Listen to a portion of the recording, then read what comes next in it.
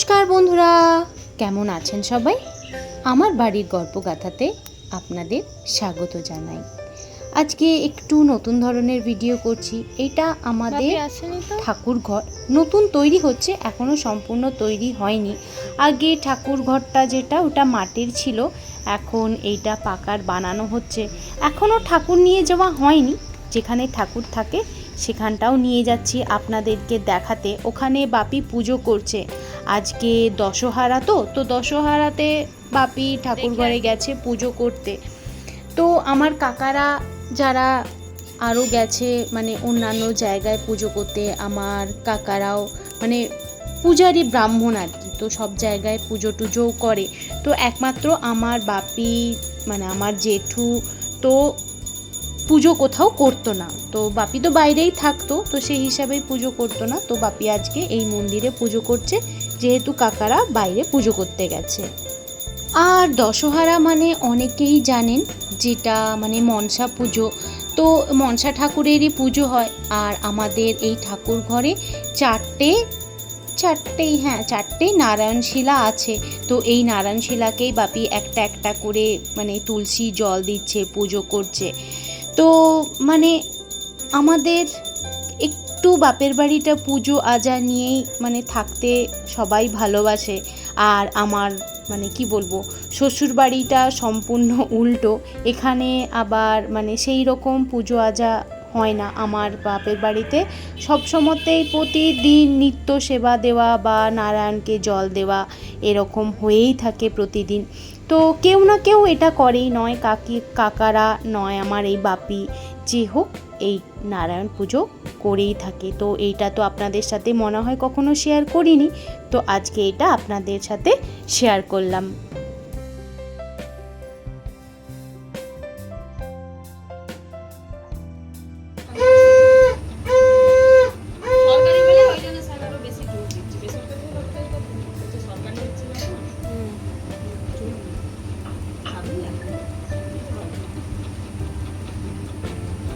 আর এই হচ্ছে আমার কুচু কাকিমা, আমার কুচু কাকার কুচু কাকিমা। আপনারা দেখুন, এই কাকিমার 24 ঘন্টায় 32টা দাঁত দেখা যায়।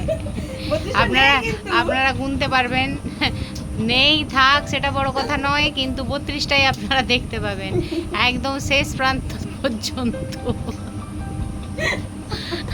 আমাদের এখানে সবাই কুচু কুচু, কেউ বড় বড় নেই, সব ছোট হয়ে কেউ বাড়েনি, শুধু বেড়ে যাচ্ছি আমরাই খড়গপুরে থেকে। ওই জন্য বলি মাঝে মাঝে এসো, খড়গপুরের জল খেয়ে যাও। হচ্ছে আমার বুড়ি কাকিমা। ও বুড়ি কাকিমা একটু মুখটা দেখাও। কুচু কুচু, ওই বুড়ি নয়, এই বুড়ির কথা বলছি। বুড়ি কাকিমা একটু মুখটা ঘুরাও।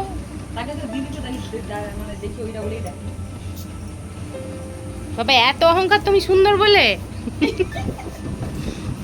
অহংকার ভালো, এত অহংকার ভালো নয়, তুমি সুন্দর বলে।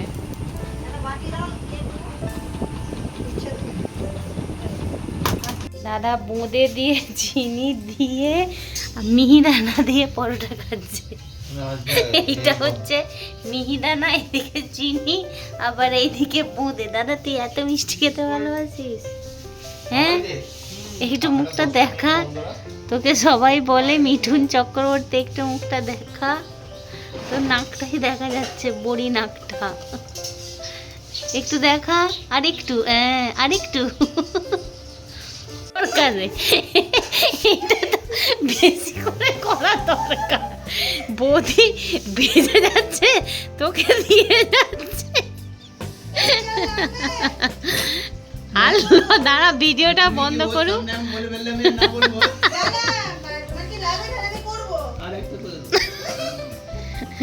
হ্যাঁ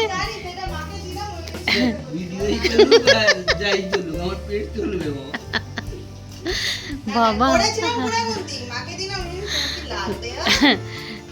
সেই তোকে তো সেই ডামোটা সেট কির মতন লাগছে।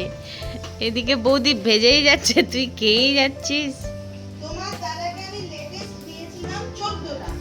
কি এই মরা পেটে? তখন তখন তোমরাও ছিলে, জয়দাও ছিল, তোমরাও ছিলে। ও 14টা খেয়েছিল। আবার না 14টা একটু বেশি বাড়াবাড়ি। আরে কি দাদা খাবে বলে আবার মাখা হচ্ছে? হ্যাঁ এই দেখ তোর বাবা এমন খাচ্ছে আবার ময়দা মাখতে হচ্ছে। কি অবস্থা, দাদা লজ্জায় মুখ তুলতে পারেনি। এই তো মামির পাতে দিচ্ছি। মামি একটু ঘুগনিটা তুলে দেখাও। আচ্ছা এইবারে রেসিপি দিচ্ছেন। নাও এই ঘুগনিটি বলো। বিশেষ মটরের সাহায্যে বানানো হয়েছে। এই মটরগুলি একটি একটি করে ধান ক্ষেত থেকে কুড়িয়ে আনা হয়েছে। হ্যাঁ, স্পেশাল। এই মটরগুলো এনে সারা রাত ভিজিয়ে রাখতে হবে। 3 দিন ভেজানোর পরে শুধু আলু, নুন, হলুদ, মটর দিয়ে 33 খানা সিটি মারবে। সন্ধ্যে 6টা থেকে রাত 9টা পর্যন্ত যটা ইচ্ছা সিটি পড়বে। তারপরে সেটা সাঁতলে কি রং আসবে, এটা দেখে তো মনে হচ্ছে কলাই সেদ্ধের মতো লাগছে দেখতে। আকৃতি এমন ধারণ করবে, পরের দিন আপনার মোটা একটা গোটা মটর বেরোবে না, সব কাদা কাদা মটর বেরোবে। এই বিশেষ রেসিপি যখন জিজ্ঞেস করা হয়েছিল, মা এই অদ্ভুত রান্না তুমি কার কাছে শিখলে মা, আমার শাশুড়ি লজ্জা পেয়ে বলল মায়ের কাছে।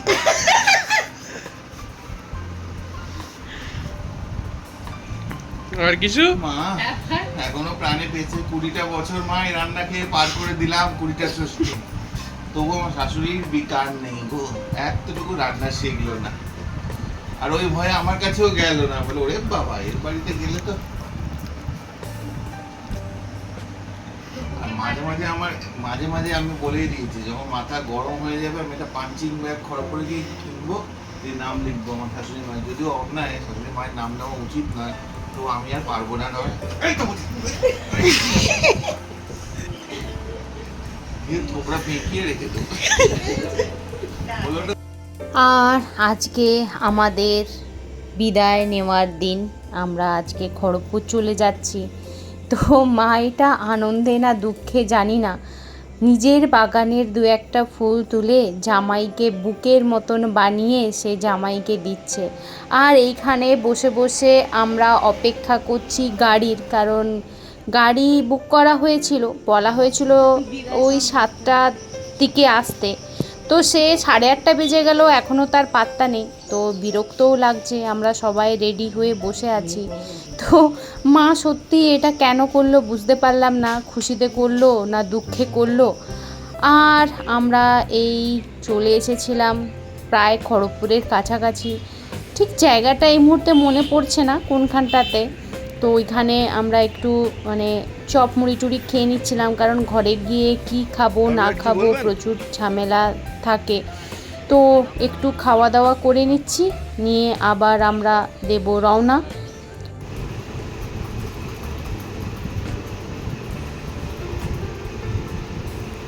তো আমরা এসে গেছি, এই হচ্ছে ফেরার। অবশ্যই বাপের বাড়ি থেকে ফিরে এসেছি মানে দুঃখ তো হবেই, এতগুলো ব্যাগ হয়েছে, যাওয়ার সময় এত ব্যাগ ছিল না। কি বুঝবে মেয়েদের বাপের বাড়ির থেকে শ্বশুর বাড়ি আসা। বুঝুক না বুঝুক, তুমি আগে জামাটা ছাড়ো। এখনো জামাটা পরে থাকলে একটুখানি মানে বাপের বাড়ির ফিলিংসটা আসছে, বুঝলি তো, ওই জন্য। তোমার ঠান্ডা শোকো, ওটা 1 মাস ধরে খাবো আমি। চলো জামাটা ছাড়ো। তো আর কি, জামা কাপড় ছাড়ি, এসে গেছি শ্বশুর বাড়ি। তো যাই হোক, ভিডিওটাও তাহলে এখানেই শেষ করছি, আর বিশেষ বড় করছি না। আমার ভিডিও যদি ভালো লেগে থাকে লাইক, কমেন্ট আর সাবস্ক্রাইব করবেন। আর যদি কোথাও ভুল করে থাকি ক্ষমা করবেন। সবাই ভালো থাকবেন, সুস্থ থাকবেন।